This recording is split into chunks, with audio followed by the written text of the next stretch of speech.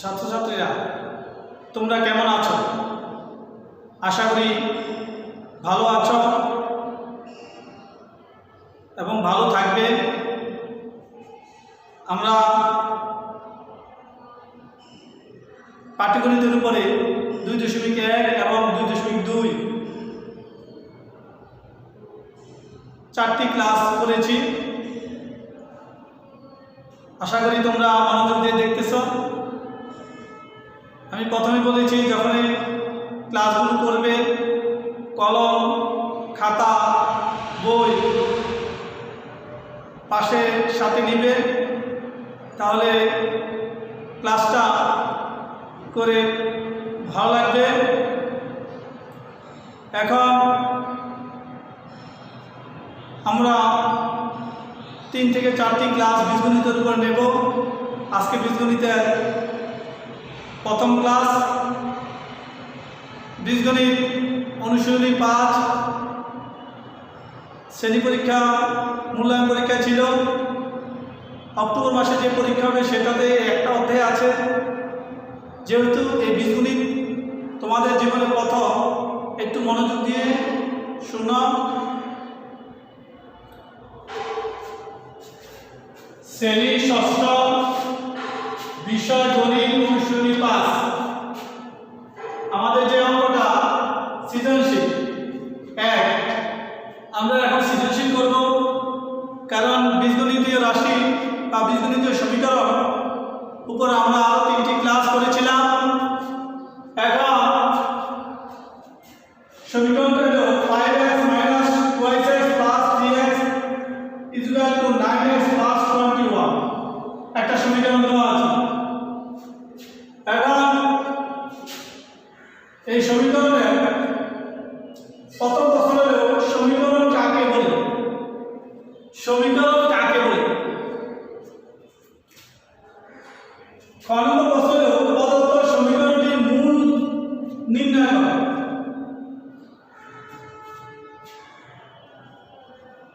গ নম্বর প্রশ্ন হলো সমীকরণটির সমাধান শুদ্ধ হয়েছে কিনা যাচাই করো।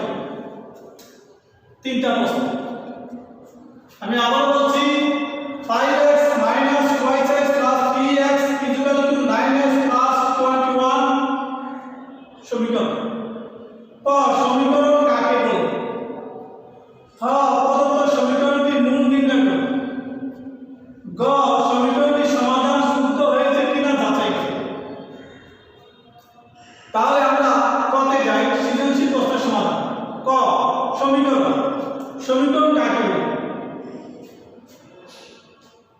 অজানা বা অজ্ঞাত রাশি, অজানা বা অজ্ঞাত রাশি বা চলক প্রক্রিয়া চিহ্ন এবং সমান চিহ্ন সংবলিত গাণিতিক বাক্য হলো সমীকরণ। অজানা, এখানে অজানা বা অজ্ঞাত রাশি কি? এখানে কিন্তু আমরা দেখো x, আমি নিচে একটা সমীকরণ লিখেছি, 2x + 3 = x - 5। আমরা সমীকরণ কাকে বলি? অজানা বা অজ্ঞাত রাশি, অজানা বা অজ্ঞাত রাশি বা চলক প্রক্রিয়া। এই যে x অজানা রাশি, আমরা জানি না এই x এর মান কত। চলো এই x এর আরেকটা নাম হলো চলক। অজানা রাশি, অজ্ঞাত রাশি বা চলক রাশি, প্রক্রিয়া চিহ্ন, এখানে প্লাস মাইনাস, এখানে প্লাস থাকবে, মাইনাস থাকবে, ইনটু থাকবে এবং সমান চিহ্ন সংবলিত। যে সমান, সমান চিহ্ন, এখানে একটা চিহ্ন আছে সমান চিহ্ন সংবলিত গাণিতিক বাক্য হলো সমীকরণ। সবাই সাথে সাথে লিখা। এখন এই অংশটাকে হলো বাম পক্ষ, এই অংশটা হলো বাম পক্ষ আর এই অংশটা হলো ডান পক্ষ।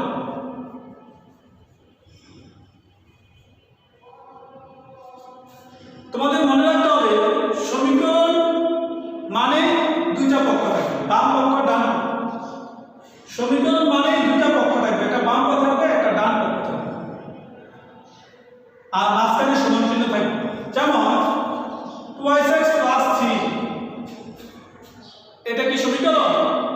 না, এটাকে সমীকরণ বলা যাবে না,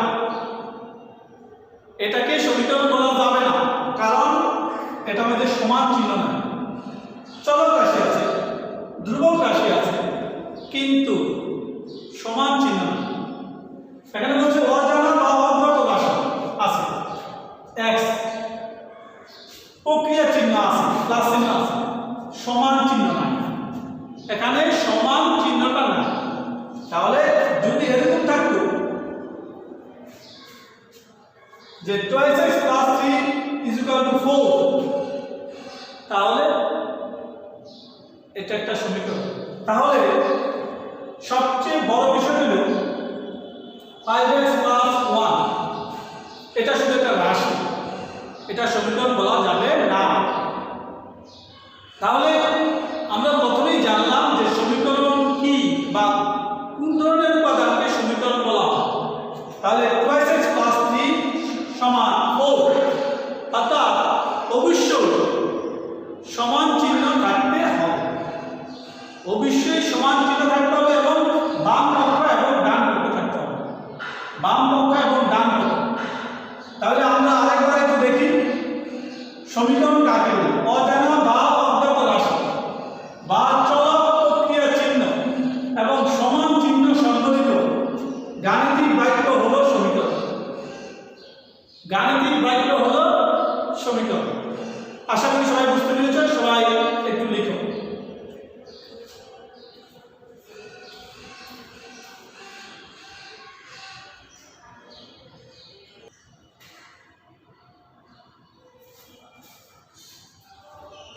হ্যাঁ, এখন আমরা ক করেছি। খ নম্বর প্রশ্নটা কি? খ নম্বর প্রশ্ন হলো পদার্থ সমীকরণটির মূল নির্ণয় করো। পদার্থ সমীকরণটির মূল নির্ণয় করো। তাহলে পদার্থ সমীকরণটা কি?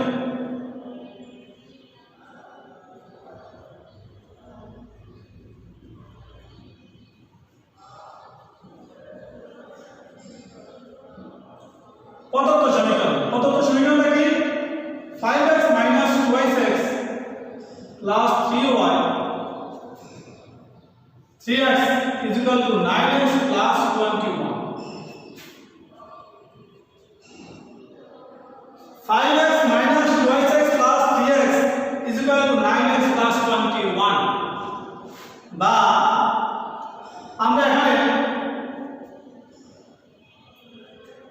5x plus 3x minus 2x = 9x plus 21।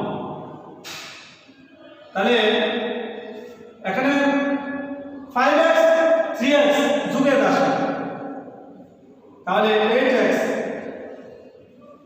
minus 2x 9x plus 21। তাহলে আমরা যদি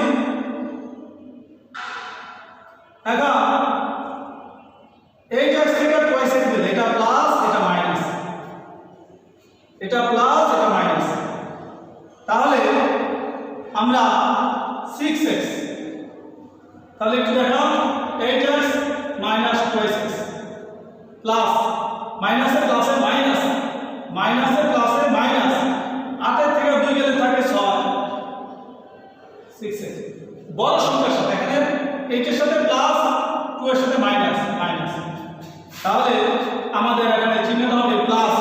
বড় যে রাশি, এখানে বড় রাশি হলো 8x, সবচেয়ে বৃহত্তম রাশি প্লাস 8x minus 2x, কিন্তু প্লাস মাইনাসে মাইনাস বসবে না, কারণ বৃহত্তম রাশির সাথে যে চিহ্নটা থাকে সেটা বসে। 6x = 9x plus 21। এখানে কিন্তু আমরা বাম পক্ষের কাজটা একটু শেষ করলাম।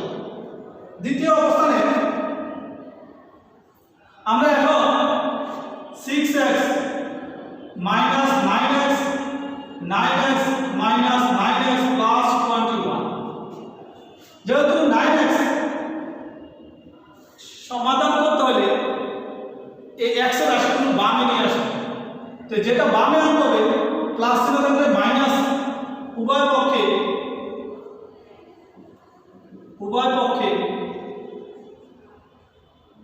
9x বিয়োগ করি,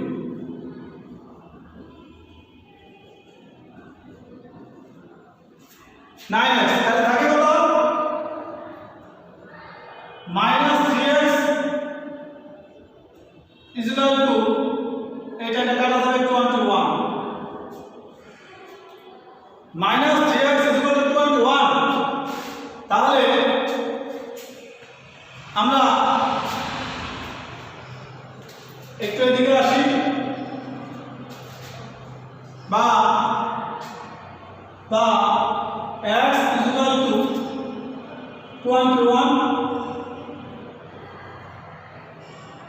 বা -3x -3 2 into 1 -3 আমরা -3 দ্বারা উভয় পক্ষকে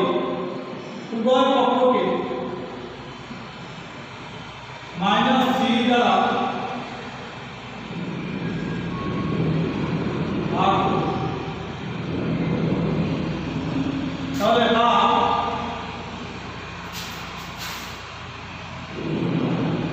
তাহলে x equal to -7 x equal কত সুতরাং x equal to -7 x equal to x সমান -7 x সমান -7 সুতরাং প্রদত্ত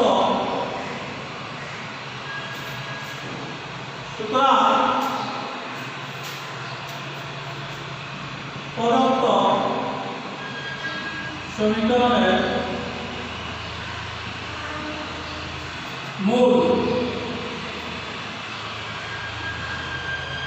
কত -7 প্রদত্ত সমীকরণের মূল -7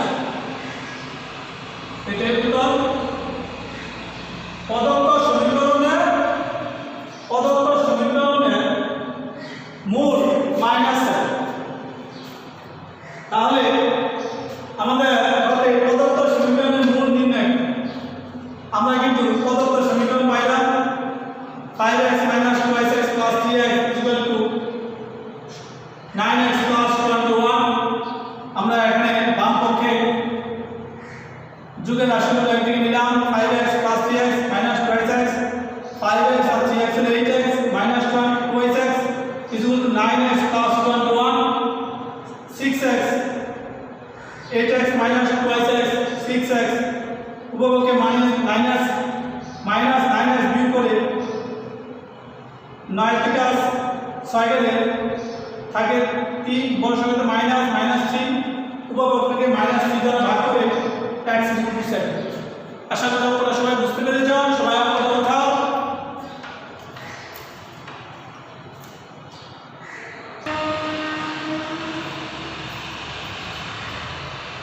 আমরা সম্পূর্ণ হয়েছে গতে সমীকরণটির সমাধান শুদ্ধ হয়েছে কিনা যাচাই এখন যাচাই আমি যে মানটা বের করেছি এই মানটা ঠিক আছে কিনা এটা আমাদের একটু যাচাই করতে হবে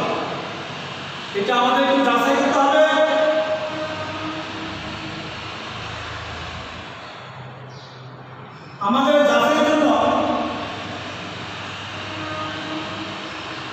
যাচাইয়ের জন্য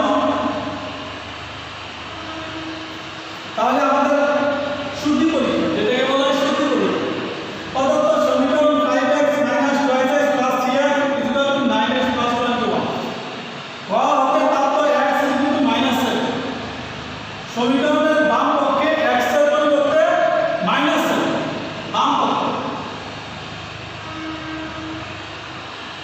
পক্ষ সমান বাম পক্ষ সমান 5x - 2x + 3x তাহলে x এর জায়গা 5 * -7 - 2 * 2 *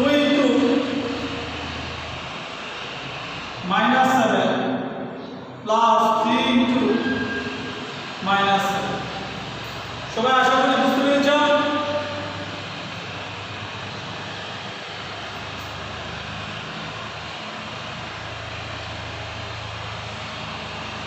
তাহলে আমরা -35 প্লাস 14 -21 সবাই খেয়াল করো। তাহলে আমাদের 14, 35 বিয়োগের রাশিগুলো আমরা একদিকে করলাম, যোগের রাশিগুলো নিলাম, বিয়োগের চিহ্নগুলো বিয়োগ দিয়ে যোগ করলাম 14, 5 এর 6 3 5, তাহলে থাকবে -42। কত থাকবে? -42। তাহলে বাম পক্ষে পাইলাম -42। এখন আমরা চলে যাই ডান পক্ষে।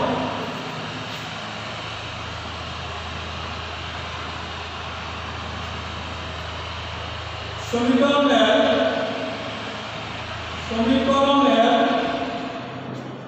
ডান পক্ষে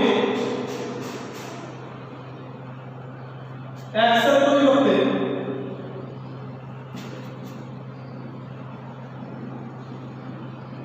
পরিবর্তে -7 বসিয়ে পাই। সমীকরণ ডান পক্ষে x এর পরিবর্তে -7 ডান পক্ষে সমান সমান 9x plus 21, 9 into 7 plus 21, 63 minus 61 plus minus 7 63 is equal to -42. -42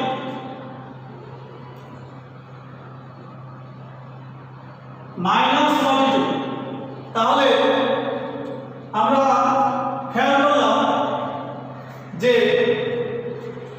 আমাদের যে ডান পক্ষ 9x plus 21, 9 into -7 x এর পরিবর্তে -7 এবং 21 7 63 প্লাস মাইনাস 63 থেকে তোমরা যদি এভাবে আসলে এভাবে করবে প্লাস মাইনাস 2 4 মাইনাস, যেহেতু এখানে একটু খেয়াল করো প্লাসে মাইনাসে মাইনাস এই হিসাবে কিন্তু বসে না, বসছে কি কে বড় -63। আবার যদি আমি বলতো যে 63 যোগ বিয়োগ 21 তাহলে কিন্তু প্লাস 42 হইতো, কারণ প্লাসের রাশি বড়, তাহলে এখানে মাইনাসের রাশি বড়। আমি আবারও বলছি, দেখো এখানে কিন্তু প্লাস হয়েছে 42, কিন্তু সবটা দেখো প্লাসে মাইনাসে মাইনাস। তাহলে আমাদের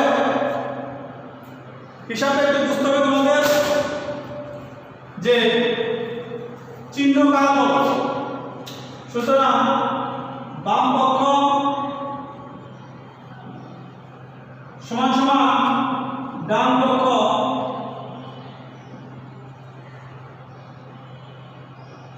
সমীকরণটি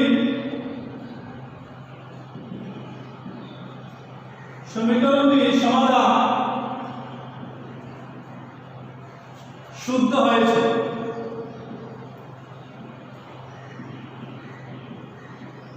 তাহলে সমীকরণটি সমাধান শুদ্ধ হয়েছে, সমীকরণটি সমাধান শুদ্ধ হয়েছে। তাহলে একটু আমাদের বিষয়টা বুঝতে হবে যে সমীকরণটি সমাধান শুদ্ধ হয়েছে কিনা যাচাই করা, আমাদেরকে যাচাই করতে বলছে। তাহলে আমরা প্রথমেই কি করতে হবে? শুধু পরীক্ষার জন্য প্রদত্ত সমীকরণটা দেখাতে হবে, খতে প্রাপ্ত মানটা রাখবে, এই মানটা সমীকরণে একবার বাম পক্ষে একবার ডান পক্ষে। তবে একটু খেয়াল করো, একবার বাম পক্ষে -42, ডান পক্ষে -42, বাম পক্ষ ইকুয়াল টু ডান পক্ষ। সমীকরণটি সমাধান শুদ্ধ হয়েছে। যদি দুই পক্ষ সমান হয় তাহলে বুঝতে হবে যে সমীকরণটি সমাধান শুদ্ধ হয়েছে। তোমরা অঙ্কটা উঠাও।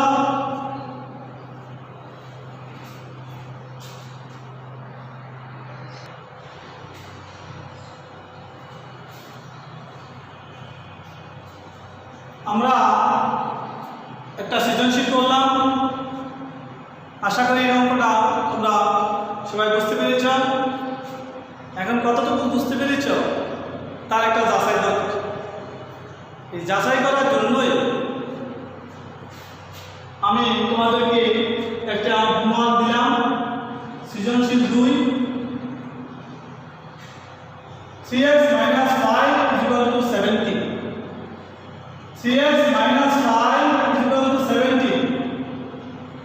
একটি সমীকরণ। আমি আবার বলছি, আগের সমীকরণ থেকে আমি তোমাদেরকে একটু কঠিন অঙ্কটা করে দিলাম, একটা সহজ অঙ্ক তোমাদেরকে দিলাম। 3x - 5 = 17, 3x - 5 = 17 একটি সমীকরণ। ক সরল সহ সমীকরণ কাকে বলে? সরল সহ সমীকরণ কাকে বলে? প্রদত্ত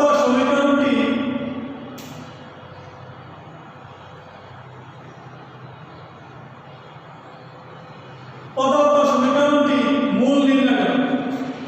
দেখো ঠিক আগেরটার মতো, আগে যেভাবে করেছো ঠিক সেভাবে প্রদত্ত সমীকরণটির মূল নির্ণয় করো। গতে সমীকরণটির সমাধান শুদ্ধ হয়েছে কিনা যাচাই করো। সমীকরণটির সমাধান শুদ্ধ হয়েছে কিনা যাচাই করো। আমি আবারও বলছি, 3x - 5 = 17 একটি সমীকরণ। ক সরল সহ সমীকরণ কাকে বলে? সরল সহ সমীকরণ কাকে বলে? ক প্রদত্ত সমীকরণটির মূল নির্ণয় করো। গ সমীকরণটির সমাধান শুদ্ধ হয়েছে কিনা যাচাই করো। সমীকরণটির সমাধান শুদ্ধ হয়েছে কিনা যাচাই করো। আমি যে অঙ্কটা করেছি ঠিক এই অঙ্কের মতো তোমরা এই অঙ্কটা বাসায় করবে। যদি না বুঝো, আমি যে অঙ্কটা করেছি সেটা বারবার দেখবে। কোনো প্রশ্ন একই রকম, শুধু সমীকরণটা একটু পরিবর্তন করা হয়েছে। আমি আবারও বলছি, অক্টোবর মাসে তোমাদের পরীক্ষা হবে। আমাদের সারা পৃথিবীতে দুর্যোগ চলছে, আমরা সবাই সচেতন হব, স্বাস্থ্যবিধি মেনে চলব, বাইরে